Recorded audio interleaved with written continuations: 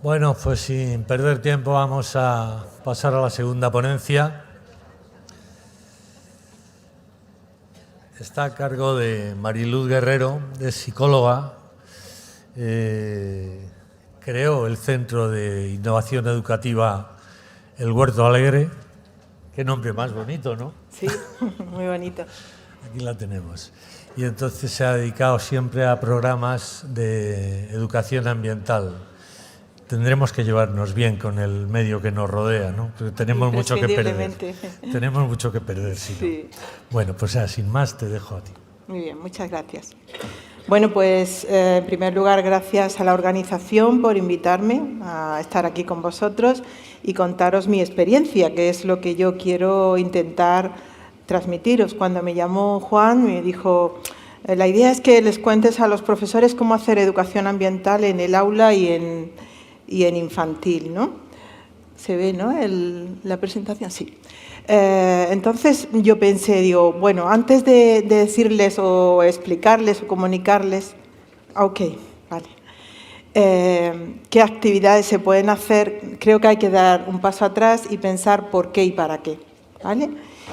Y antes de explicarnos o de plantearnos por qué y para qué como docentes debemos incluir la educación ambiental en nuestra escuela, yo, como sois docentes de educación infantil, voy a empezar con un cuento basado en una historia real y que empieza así. Érase una vez un planeta azul donde apareció la vida. La vida apareció hace 4.000 millones de años y se desarrollaron diversidad de ecosistemas, diversidad de especies, diversidad de plantas.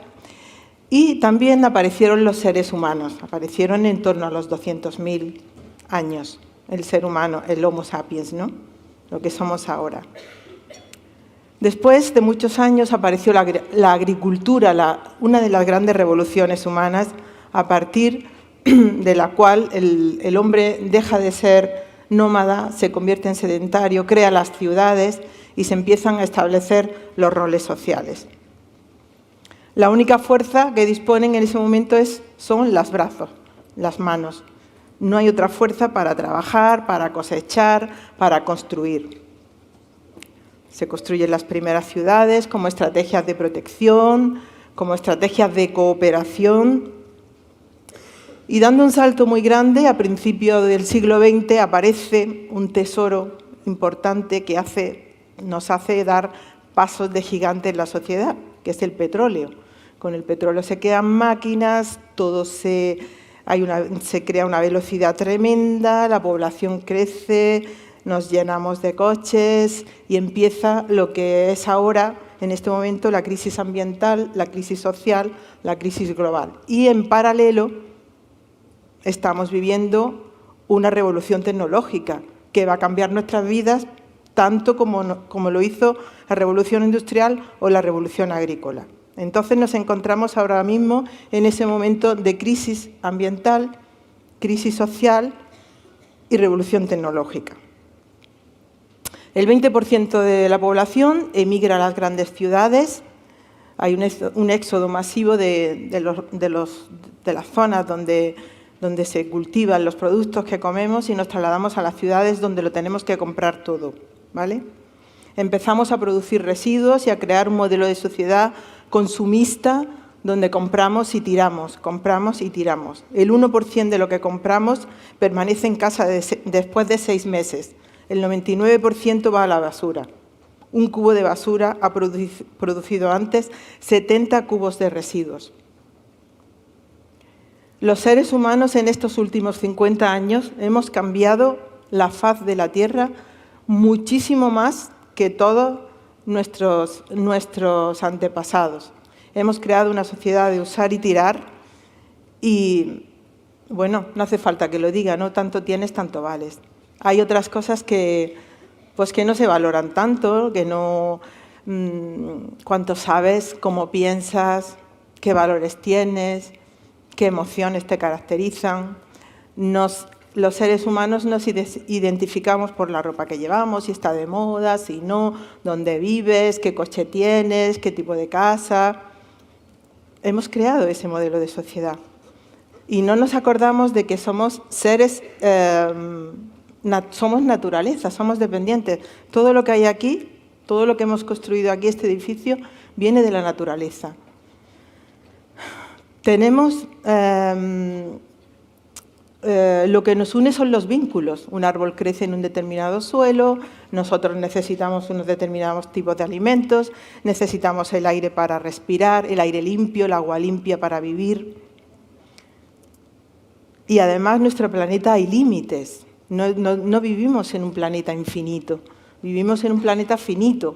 Si toda la población del planeta viviera como lo hacemos los occidentales, por decirlo en general, necesitaríamos 7 planetas como el que tenemos ahora. No tenemos recursos para abastecer esa demanda creciente de consumo. Los bienes de consumo, lo que compramos, la ropa, lo que comemos, viene de la naturaleza y los recursos se agotan. Entonces la pregunta es, ¿qué debemos hacer para habitar y proteger nuestro planeta azul? Esa es la historia, una historia basada en una historia real, cuento basado en una historia real. Y una de las cosas que podemos hacer como docentes es impulsar la educación ambiental en nuestras escuelas. ¿Pero cómo? ¿De qué manera? A mí me gusta siempre hacer referencia a la Carta de Belgrado, y fijaros que esta carta se firmó en 1975. Es un documento muy interesante que os animo a descargar. Está en PDF, ponéis Carta de Belgrado y os la podéis descargar. Y aquí se establecen las metas de la educación ambiental. Fijaros, en 1975 ya eran conscientes de la crisis ambiental que se vivía, y mucho antes, ya en el siglo XIX, Humboldt, a final del siglo XIX, ya estableció y ya predijo que a este ritmo de consumo nos acercábamos hacia una crisis ecológica. Entonces se reconocen como metas ambientales mejorar las relaciones ecológicas, incluyendo las de las personas con la naturaleza y las de las personas entre sí. Y esto es muy importante porque muchas veces los educadores ambientales nos centramos en las relaciones de las personas con la naturaleza y olvidamos las relaciones de las personas entre sí. Ahora volveré sobre eso para incidir por qué esto tiene tanta importancia, ¿no?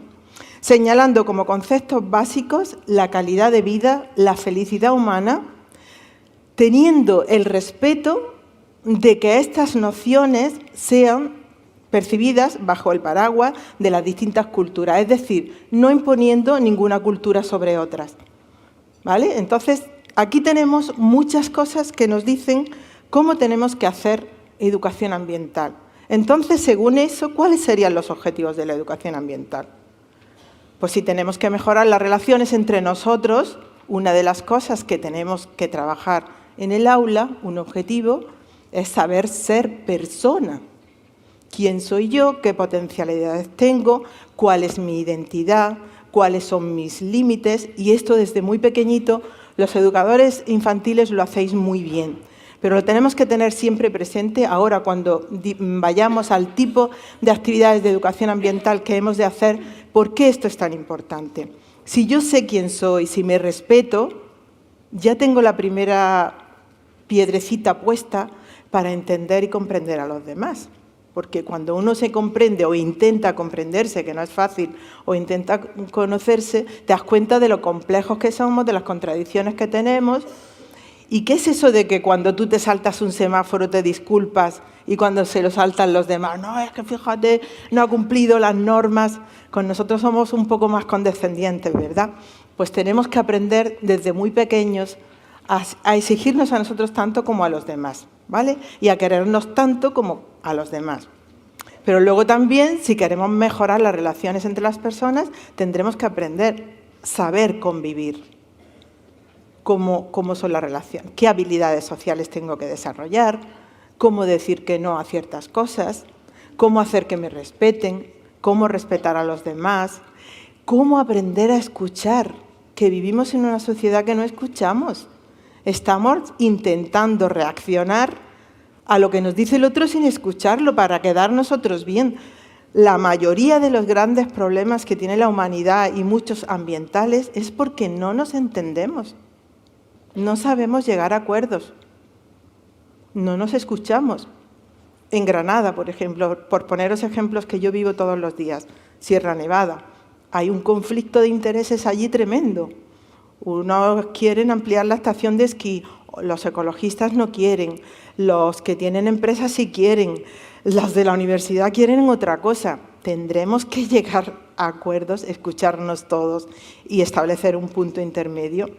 Uno de los grandes problemas ambientales es que no nos sabemos escuchar y nos escuchamos a nosotros mismos y no entendemos la postura del otro. Y por otro lado, saber hacer. Saber hacer, así dicho, parece muy sencillo, pero es complejo. Saber hacer es saber solucionar problemas, saber emprender cosas, saber conocer el mundo que nos rodea, saber intervenir, pero no solo saber intervenir en reciclar porque es bueno para el medio ambiente. Tengo que saber intervenir en solucionar un problema con mi amigo, o con mi madre, o con mi padre, o conmigo mismo, que no me gusto porque resulta que yo quería ser muy alta y soy muy baja y ahí tengo un conflicto personal. Todo eso es saber hacer, ¿vale? Estos objetivos llevados a otro ámbito, al ámbito de la crisis ambiental, estamos en un punto que ese saber ser, saber convivir y saber hacer nos lleva a tener que ir pensando en una transición ecológica. Ya se están declarando, hay países que están declarando la emergencia climática, que tenemos que actuar ya. Pues hay que ir hacia una transición ecológica, hacia menos consumismo, menos es más. A lo mejor descubrimos que hay otras formas de ser felices no comprando y consumiendo tanto. A lo mejor resulta que recuperamos otras cosas, como es conversar tranquilamente con las amistades, que vivimos en una sociedad de vértigo, que no tenemos tiempo para nada más que casi para la tecnología, y vemos las cosas a través de las pantallas, ¿no?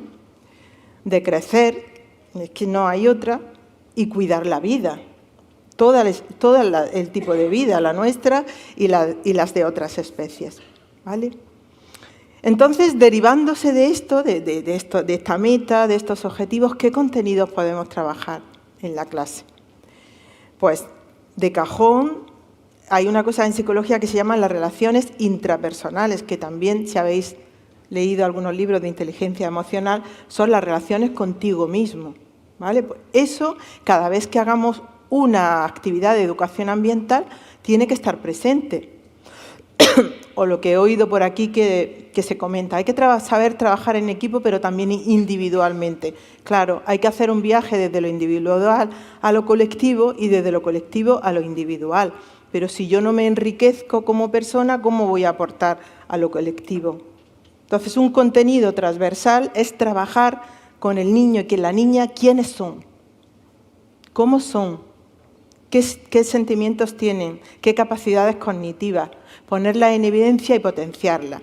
Y esas relaciones interpersonales están condicionadas por mi estructura física y mi cuerpo, que tengo que aprender a cuidar, a desarrollar hábitos de vida saludables, a querer, por mi estructura emocional y mis emociones, que siento cada vez que hago algo, cómo lo percibo, porque a veces tengo miedo y a veces no, y a veces alegría, y a veces me desbordo, y a veces ¿qué pasa con todo eso que hay ahí? Hombre, al nivel de la edad con los niños con los que estamos trabajando. Y por otro lado, mi estructura cognitiva racional. ¿Cómo proceso todo eso y le doy significado?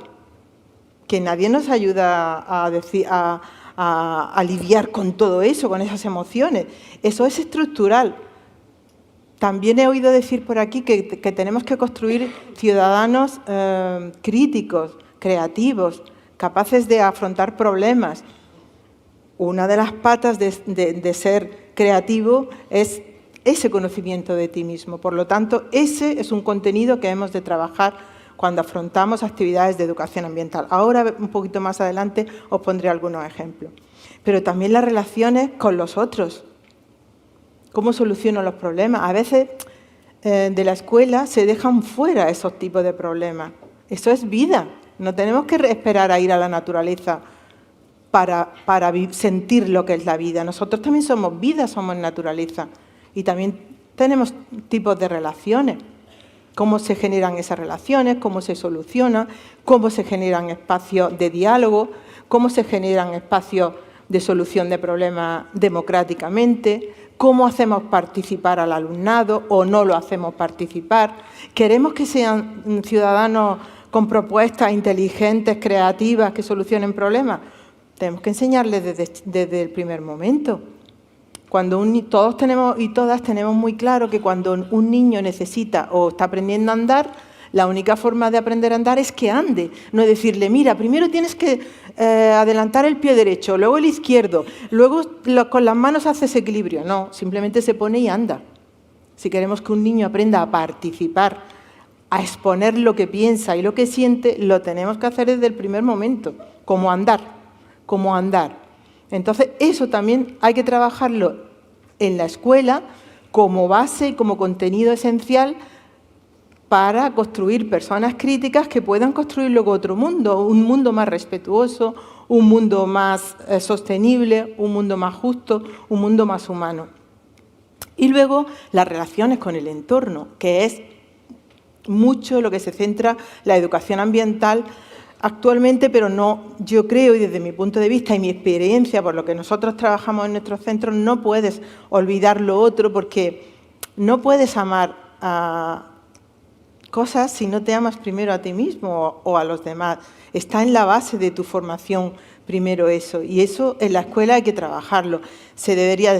Podéis decir, bueno, es que eso hay que trabajarlo en la familia. Sí, en la familia quien lo pueda, pero es que hay gente que no puede o no sabe o no. Entonces la escuela tiene que ser equilibradora en ese sentido, ¿vale? Y todos estos tres aspectos están cruzados por estas tres facetas que caracterizan a todo ser humano: mi físico, mis emociones y mi capacidad cognitiva, muy en general, porque cada una de esas tendría para seguir profundizando un montón. Y ahora me quiero detener un poco en las relaciones con el entorno. En educación ambiental, los contenidos que se seleccionan para trabajar vienen de la moderna ciencia de la ecología. Tradicionalmente el conocimiento natural se ha estudiado muy parcelado, muy disciplinado. Por un lado las plantas, por otro los animales, por otro la geología, por otro el paisaje, todo en disciplina. La ciencia de la ecología, ¿qué nos dice?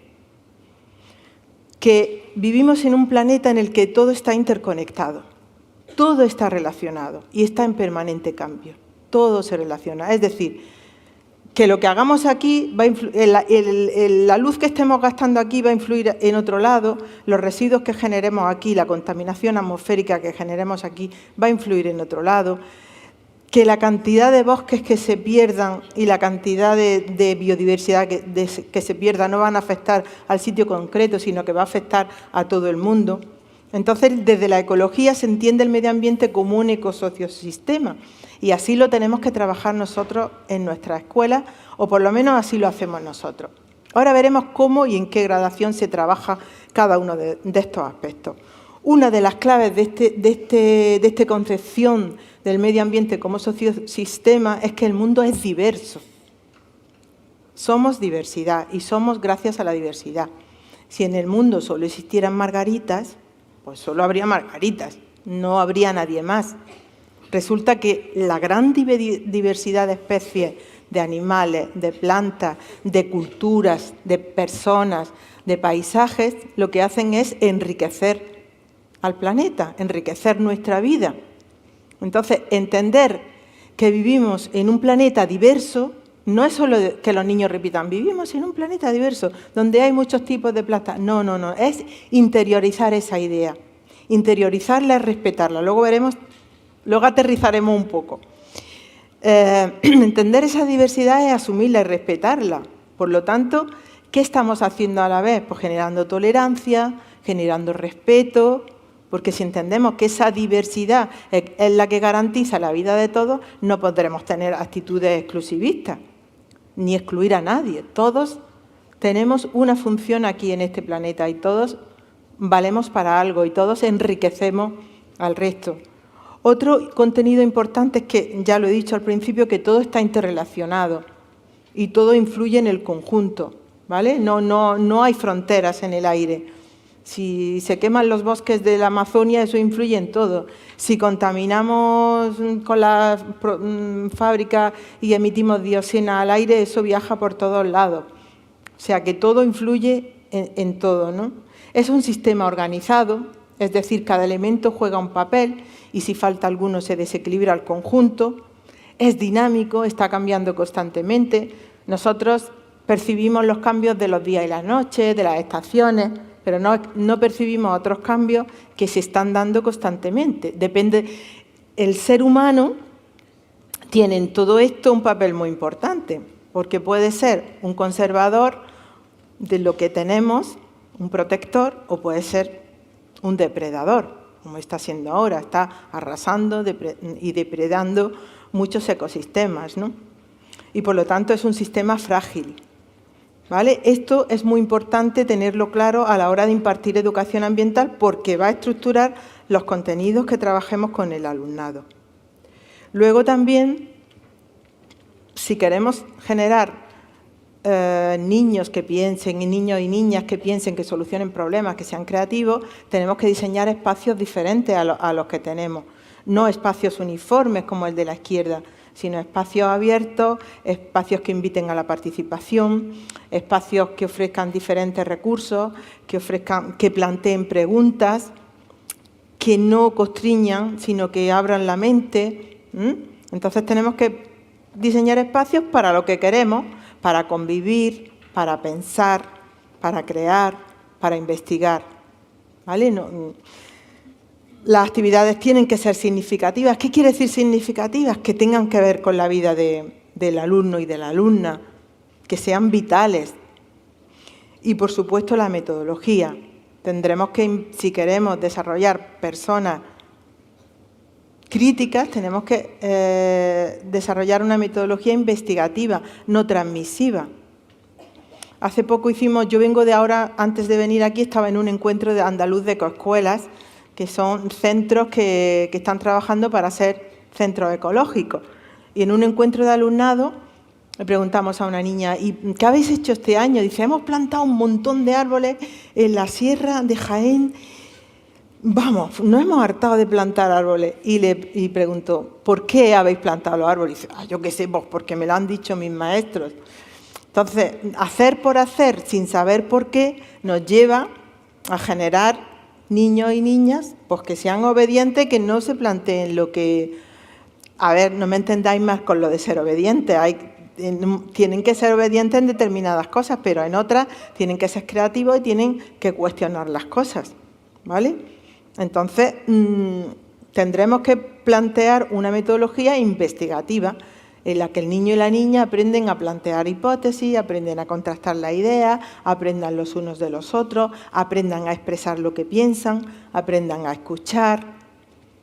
Entonces, el protagonismo, le estamos transmitiendo la idea, sois capaces de construir conocimiento. Porque si les repetimos lo que tienen que aprender y lo repiten ellos, lo que le estamos transmitiendo es, tenéis que aprender lo que os digan los demás, lo que os digan los mayores, lo que os digan los libros de texto, hasta que lleguéis a ser adultos y podáis producir vosotros conocimiento, pero eso no funciona así. Si queremos que una persona sea participativa, tiene que hacerlo desde pequeño. Igual que tú no le puedes contar a un niño la teoría de cómo tiene que andar, y a los 18 años no dejarlo que ande nunca, y a los 18 años decirle, ahora ya eres mayor, puedes andar. Pues creo que no podría andar mucho, ¿no? Entonces, lo que queramos que sean nuestros niños, los tenemos que hacer desde la clase. ¿Y dónde se puede hacer educación ambiental? Pues en la escuela se puede hacer, donde haya vida. La escuela es un sitio de vida, pues ahí se puede hacer educación ambiental. En el entorno próximo, en la naturaleza.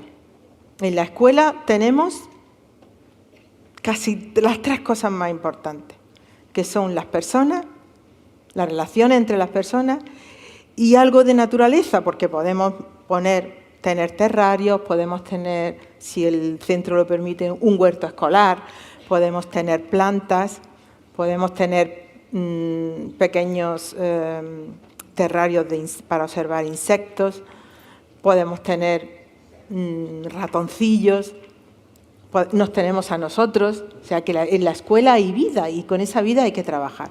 Pero también podemos salir al entorno próximo. ¿Quién no tiene cerca un jardín? O tiene un parque donde observar por ejemplo, llevar un cuenteo, incluso si los niños son pequeñitos, de los cambios estacionales, cuando aparecen las primeras flores, cuando aparecen las primeras hojas, si se cae la hoja o no, si son árboles de hoja caduca o de hoja perenne.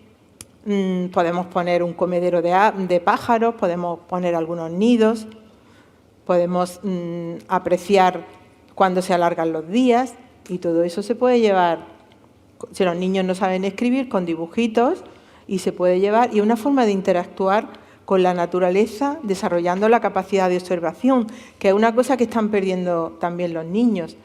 Nosotros cuando recibimos a grupos, porque tenemos una granja escuela y una aula de naturaleza, y en unas alamedas decimos, bueno, ahora quedaros un ratillo en silencio. No saben lo que es estar en silencio sin recibir un estímulo que no sea música, que otro le hable, que otro le cuente una historia, que otro le entretenga. Entonces, fomentar esa capacidad de observar es encontrar muchas cosas tuyas, aparecen muchas preguntas, tienes retos, y eso es una forma también de fomentar esa capacidad de autoconocimiento, llevar las anotaciones de lo que pasa, generar la capacidad de ser ordenado, de cuando hagas una investigación llevarlo todo controlado, o sea, y luego sobre todo de contactar con la naturaleza, con lo que significa el asombro, el misterio, lo inesperado, que si nos damos cuenta vivimos en cajas, de la caja cuadrada de la casa a la caja cuadrada del coche a la caja cuadrada de la escuela, ¿no? Entonces sí que tenemos, si queremos trabajar la educación ambiental, además de trabajarla en la escuela, conectar a los niños con la naturaleza, de alguna forma. Y fomentar lo que a mí me gusta decir que es el pensamiento ecológica. Hay países donde a los niños hasta los 6 años los están llevando todos los días a entornos naturales, y muchas escuelas se encuentran en entornos naturales, llueva, nieve o haga mal tiempo, bien abrigados. ¿Por qué? Porque es una forma de entender que estamos ahí, que formamos parte de ese todo, y además que tenemos allí, por ejemplo, en Finlandia, que yo he leído algunas tesis sobre allí, tienen un entorno muy hostil porque hace mucho frío y a las 3 de la tarde ya es de noche. Pues les enseñan a los niños a vivir en ese entorno hostil, y todavía se los llevan a hacer una práctica ancestral que hacían sus abuelos, que es encender un fuego con el peligro que tiene, pero que allí no tiene tanto porque como hay tanta nieve y tanto frío, y hacen las salchichas con el palo, que las pinchan y las asan y se las comen. Pero bueno, no hay que trasladar las cosas de un sitio a otro, porque aquí en nuestro país, con la sequía que hay, hacemos eso y se puede liar un incendio, o sea, pero sí que podemos fomentar ese contacto con la naturaleza, pues transformando el patio del colegio, por ejemplo, teniendo más árboles, teniendo más parterres y teniendo donde puedan venir los pájaros a vivir, y creando ese pensamiento complejo que nos dice que no somos el centro del universo, que somos una especie más y que tenemos que respetar toda la vida, porque si nosotros vamos con esa mentalidad antropocéntrica, nos vamos a cargar todo, pero los primeros que vamos a desaparecer somos nosotros, ¿no? Entonces, ese pensamiento ecológico es algo que es como crecer en una cultura. Yo he crecido en Andalucía y a mí nadie me ha explicado ciertas cosas, yo las he aprendido porque estoy inmersa en esa cultura. Lo ideal sería que fuéramos capaces de generar una cultura ecológica que desde chiquitillos pues se fuera adquiriendo y se fuera formando parte de nuestra vida, porque en definitiva nuestra construcción como seres humanos es una construcción social. Somos lo que aprendemos, tenemos una parte heredada genéticamente, sí, 50%, no se ponen de acuerdo los científicos, pero otra parte es lo que hacemos y lo que experimentamos. Entonces, bueno, pues ser conscientes de esto y qué actividades podemos hacer en una clase que fomenten todo esto, estos tres aspectos. Pues, por ejemplo, podemos analizar una cesta de la compra. Una cesta, bueno, vamos, si se puede salir al mercado, yo entiendo que aquí en Madrid, una ciudad, visitar un mercado y a ver de dónde vienen los productos que comemos, dónde se producen. A lo mejor descubrimos que nos estamos comiendo las lechugas del Perú, el café de Malasia, el arroz de Malasia y las naranjas de Argentina.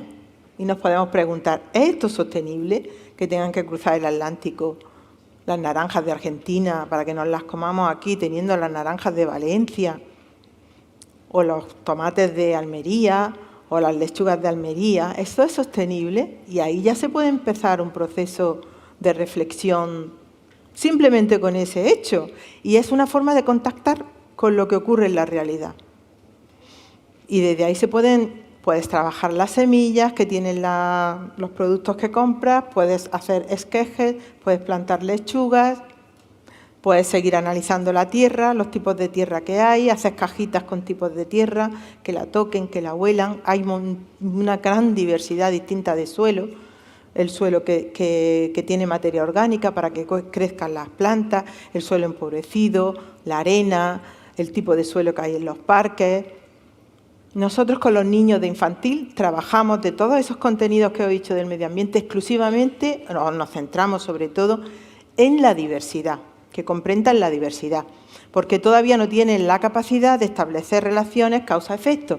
Todo eso que os decía, el mundo está interrelacionado, cambia, pero sí la diversidad de suelos, la diversidad de frutas, la diversidad de semillas, la diversidad de flores, la diversidad de hojas, la diversidad de personas, la diversidad de culturas, la diversidad de sentimientos, la diversidad de pensar, la diversidad de ser y estar en el mundo. Todo eso se puede trabajar. ¿De dónde viene lo que...? El aire se contamina. Hay un pequeño experimento que se hace muy sencillo, que es colocar un folio en el patio y ponerle un folio mucho más pequeño en el centro. Lo dejamos ahí. Y al cabo de unos días lo quitamos y resulta que todo está negro, está gris, de negro no, y el del centro está blanco. ¿Qué ha pasado? ¿Por qué es esto? ¿Qué hay en el aire? Que el papel se vuelve blanco. Pues a lo mejor nos da pie para iniciar una pequeñita investigación. Hay un libro que a mí me gusta mucho, de Mario Lodi, que se llama A los 3 años se investiga, que cuenta una experiencia, y es que el profesor deja una bandejilla con agua encima de la calefacción. Se va, lo dejan los niños allí, se van, al día siguiente vuelven y no hay agua. ¿Qué ha pasado con el agua? Y empiezan los niños, pues eso, las limpiadoras la han quitado, pues ha venido un ratón y se la ha bebido, y empiezan a lanzar hipótesis hasta que ya, guiados por su docente, descubren que el agua se ha evaporado. Se pueden hacer experimentos con el agua, congelarla, colorearla, darle sabores, verla el agua contaminada, bueno, o no. Quizá con los niños tan chicos, agua contaminada no, que se la pueden beber. ¿Y quién vive en el suelo? Pues hay si cogemos suelo de una huerta y le ponemos una lamparilla, cortamos una botella y le damos la vuelta y ponemos una redecilla abajo, ponemos el suelo, le enchufamos la lamparilla y los pequeños animalillos se quedan abajo. Ya los podemos observar con el microscopio. La tierra tiene vida. Aunque no lo veamos, aunque no veamos esos animalillos, tiene vida. Son experimentos que nos acercan a la naturaleza, a lo inesperado, a lo complejo, a lo que nosotros no nos podemos ni imaginar. Todo eso nos abre la mente y tenemos que generar personas con mente abierta. ¿Qué más podemos hacer? Podemos hacer un comedero de pájaros, ponerlo en la ventana, que vengan los pájaros a comer y establecer y ya empezar a decir, anda, pues son distintos, que si viene una paloma, si viene un gorrión y si vienen otro tipo de pájaros, ya se empieza la estrategia de la clasificación, de la diferenciación, de tomar conciencia de la diversidad. Jugar a sentir. Por ejemplo, hay un juego que es otra idea muy importante infantil, y yo creo que todos lo sabéis, que es potenciar los sentidos. Es una etapa en la que están aprendiendo a percibir el mundo y entonces hay que enseñarles a utilizar los sentidos, pero todos, no solo el de la vista. Entonces se puede jugar a sentir con todos los sentidos. Pues, por ejemplo, poner música, hay que dibujar la música, ver un dibujo y que inventen una canción, o percibir con todo a la vez, generar estrategias para percibir con todos los sentidos, porque eso sí que les constituye a ellos como personas, porque sabéis que el sentido de la de la percepción, o el sentido no, el proceso inteligente de la percepción se adquiere de muy pequeños. Es decir, cómo categorizas tú la realidad, en cómo la organizas. Eso hay muchísima diversidad. Por ejemplo, Picasso era un desordenado, pero decía que él en su desorden era ordenado. O sea, que no tienen que ser todos los niños igual. Pero sí enseñarles a clasificar, a categorizar, a analizar lo pequeño, a analizar lo global. Entonces ellos van desarrollando esos sentidos de la percepción, pero no solo de la vista, del tacto, del sabor, del olor, del oído con la música. Entonces eso en esta etapa también es muy importante y lo tenemos en la clase y les va a capacitar para cuando reciban otro tipo de estímulos, archivarlo o buscarlo en su cabeza. Llevar un diario de la naturaleza cercana, eso ya lo he dicho, con todos los acontecimientos y los cambios de lo que va ocurriendo en el parque, qué está pasando, cuando se caen las hojas, cuando surgen las primeras flores, cuando surgen los primeros brotes, cultivar un jardín o un pequeño huerto, que seguro que ya muchos lo tenéis.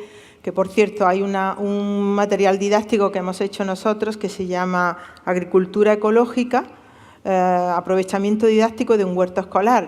Os la podéis descargar en PDF gratis de nuestra página web, que son todo experiencias didácticas para trabajar en torno a un huerto, ¿vale? O sea, cómo aprovechar todas las... O sea, por ejemplo, cómo delimitar el espacio, hacia dónde orientarlo, qué dimensión tiene que tener, dónde está el sol, ¿qué trayectoria sigue? Como vamos a crecer vegetales y hortalizas, lo tenemos que orientar bien, desde la orientación, desde el tipo de suelo que tiene, el tipo de materia orgánica que le tenemos que aportar, el tipo de plantas que podemos plantar, cómo hacer un seguimiento de esos procesos. Ahí tenéis un gran archivo de actividades. Luego también podemos criar gusanos de seda, que lo hemos hecho todo de pequeño y se puede tener también en la clase. Salir a la naturaleza, a un centro de naturaleza, que seguro que tienen equipos que nos ayudan a integrar todas esas vivencias y vienen los niños cargados de vivencias que luego en la escuela se pueden retomar, se pueden organizar, se pueden comprender. Por ejemplo, una vez vinieron un grupito de infantil a la granja, ordeñamos la vaca y dicen los niños, está caliente. ¿Y por qué? Dice uno, porque está enchufada, a la ordeñadora está enchufada la corriente. Pues imaginaros lo que dio de sí eso con la profesora, luego en la escuela, trabajando sobre los animales mamíferos. O sea que lo que te proporciona salir, tener experiencias, es que lo viven tanto que sobre eso puedes construir el conocimiento. No es lo mismo decirle los animales mamíferos tienen la sangre caliente y se reproducen, que tener la vivencia y luego, ¿os acordáis cuando estuvimos allí y ordeñamos la vaca y estaba caliente? Pues es porque es un mamífero. Y así se van un poco encadenando ese conocimiento que se sustenta en la experiencia. Primero sentir y luego construir conocimiento. Y si pueden ellos construir conocimiento, que empiecen a construirlo desde pequeños, que empiecen a verbalizar lo que han hecho, que empiecen a... Pero claro, muchas veces eso luego en primaria se corta. Yo sé que en infantil se trabaja muy bien todo esto. En primaria se corta y es una pena, ¿no?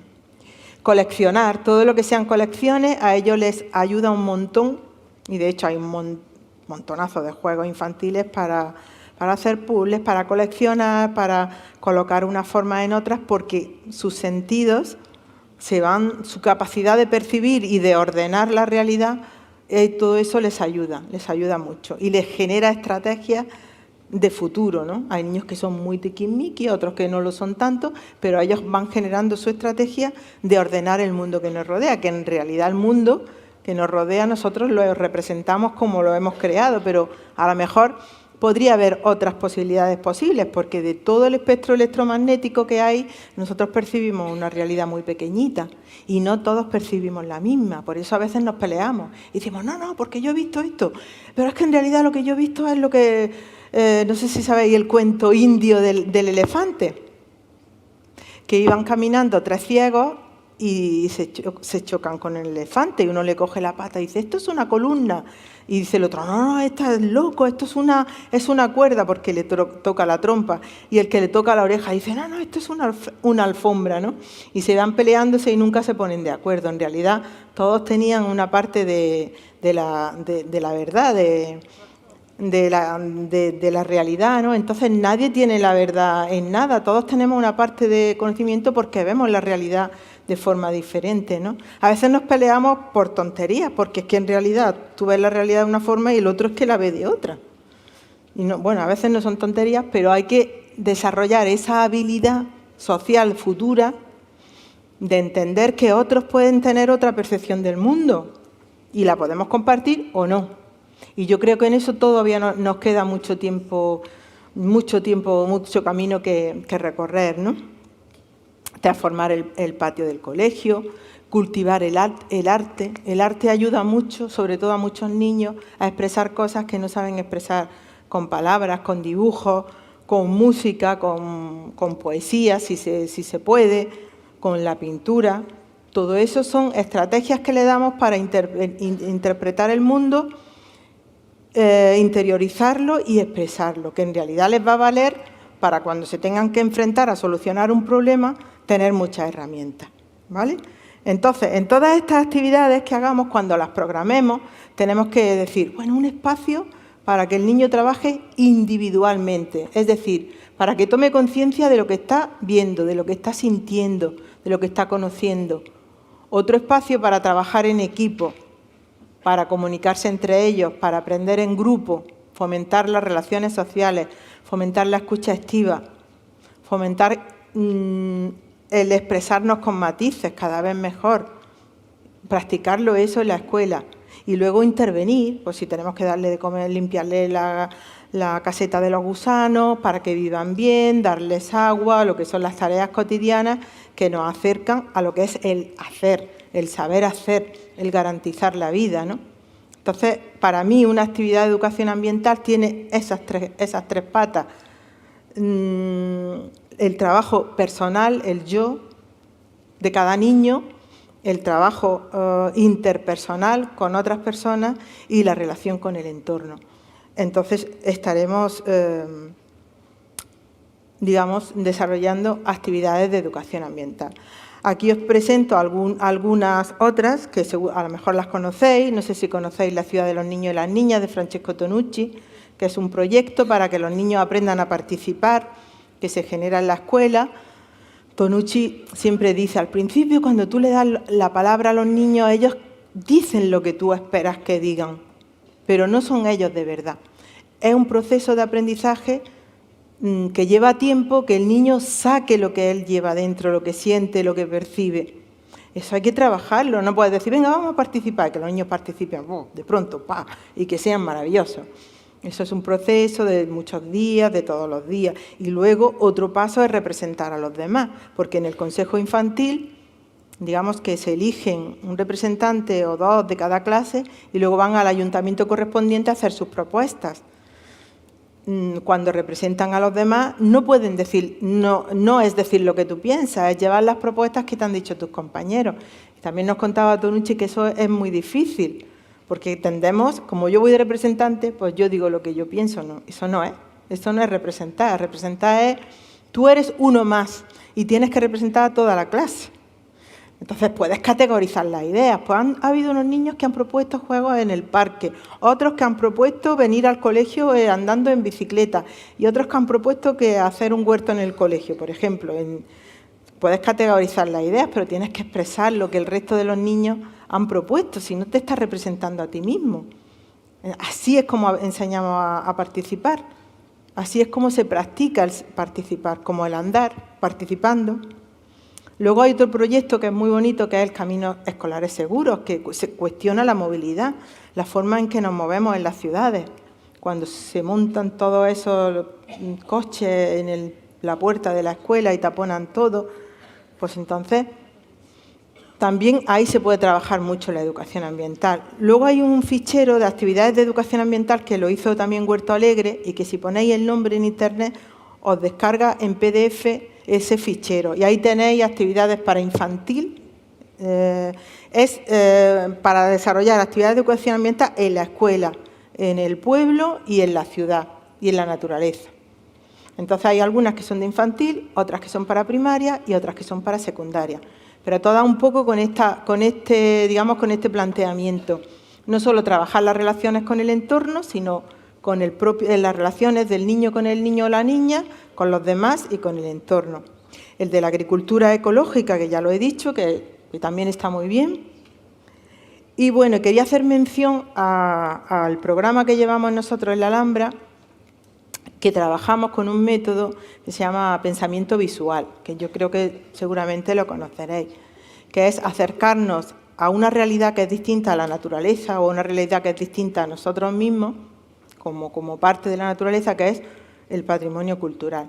Entonces ahí hacemos un trabajo que es, cuando nos enfrentamos a una obra de arte, que es descubrir, analizar a través de una foto, si no podemos ir al sitio, los detalles pequeños, y otro describir la globalidad y hacer un juego. Venga, vamos a describir la globalidad, la puerta entera de la justicia. ¿Qué vemos? El cielo, una puerta muy grande, no sé cuántas columnas. Ahora vamos a fijarnos en los detalles. Y entonces eso es un ejercicio de percepción también que va de lo puntual a lo global y de lo global a puntual, que es muy bueno para interpretar la realidad. Y se puede hacer con cualquier cosa. En definitiva, y para terminar, no sé si he corrido mucho, voy bien el tiempo, creo que debemos de educar para el asombro, para lo interminable y para la incertidumbre. Hay un libro también que se llama Los 7 saberes necesarios para la educación del futuro, de Edgar Morin, es muy chiquitito, de la UNESCO, está también en PDF, y que plantea, digamos, las 7 cosas que tenemos que educar en la escuela para educar en el futuro.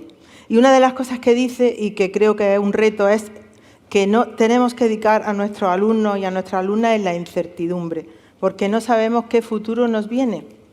Y venimos de una cultura en la que nacemos, vivimos y morimos en un sitio y estamos ante un futuro incierto, ¿no? Educar en la incertidumbre es prepararte para afrontar pues, cualquier problema y también aprender a ser feliz no sabiendo qué te va a pasar. Los niños para desarrollarse necesitan un entorno seguro, eso está claro, ¿no? Pero, bueno, afrontar lo inesperado, la naturaleza para eso ayuda mucho, porque de vez en cuando sales y se pone a llover. Y dice, ¿y ahora qué hago? Pues tienes que pensar algo, porque si no te mojas. Me refiero a ese tipo de cosas, ¿no? Que no esté todo cerrado, controlado, enmarcado, cuadrado, sino que haya espacios. Como decía Einstein, la mente es como un paracaídas, solo funciona cuando se abre, pues eso, abrir mentes, ¿no? Este libro también redunda un poco en cosas que yo he ido diciendo, ¿no? Como la ética global, la identidad planetaria, desarrollar el pensamiento global, el pensamiento de lo complejo, de que todo está interrelacionado. Y entonces, bueno, pues también me imagino que os puede ayudar. Y creo que hay otra cosa muy importante que todo educador ambiental debe hacer, es ser el cambio que queremos ver en el mundo. No puedo yo estar diciendo, venga, vamos a reciclar, y yo pues tiro la botella, voy con una botella de agua de plástico a la clase, y estoy intentando que los niños no consuman plástico, pero yo lo utilizo. Entonces son pequeñas cositas que si estamos educando en cambios de comportamiento, tenemos que educar con el ejemplo. Esta frase la dijo Gandhi y es una historia también muy bonita, que como he empezado con un cuento voy a terminar con otro. Fue una señora a Gandhi con su hijo y le dijo, por favor, que yo no sé cómo hacer porque mi hijo come mucho azúcar y no sé cómo quitarle la manía de tomar azúcar. Y le dijo, bueno, pues venga usted dentro de un mes con el niño y le diré la fórmula y le diré cómo hacerlo. Entonces, cuando volvió, pues habló con el niño y lo convenció. Y le preguntó a la madre, ¿por qué lo ha convencido? Dice, porque yo, cuando usted vino, tenía la costumbre de tomar azúcar. Para poder convencer al niño de que no tome azúcar, he tenido que educarme yo primero, dejar de tomar azúcar y ahora estoy en disposición de contagiar a su hijo de que el azúcar es mala y por lo tanto yo tampoco la tomo, ¿no? Y bueno, pues con esto acabo. Si tenéis alguna pregunta.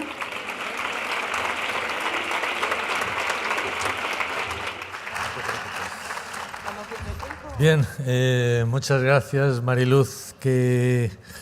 Yo no sé si os ha pasado a vosotros, yo creo que sí, que qué gusto da cuando alguien desde un escenario expone alguna idea que lleváis vosotras dándole vueltas tiempo y que coincidís con ella. A mí me ha ocurrido hoy, porque hace tiempo llevo dándole vueltas a la educación en valores y veo que todos los valores, cualquiera que queráis imaginaros de los que se manejan, de la solidaridad, la ética, la honradez, todo, todos pueden encajar en 3 bloques, que es un problema de relaciones. Las relaciones con nosotros mismos, las relaciones con los demás y las relaciones con el entorno. Pensar en cualquier valor, ya veréis cómo podéis encajarlo en esos 3 bloques.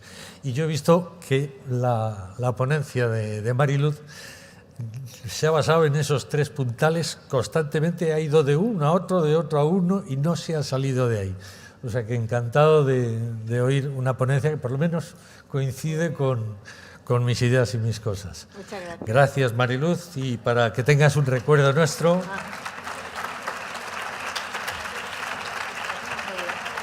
Veamos esto. Bueno, pues ahora vamos a hacer un descanso que, dadas las circunstancias de la vida, va a ser un poquito mayor que el habitual y os vendrá bien para prepararos para la siguiente ponencia, que va a ser fuerte. Ya os lo aviso.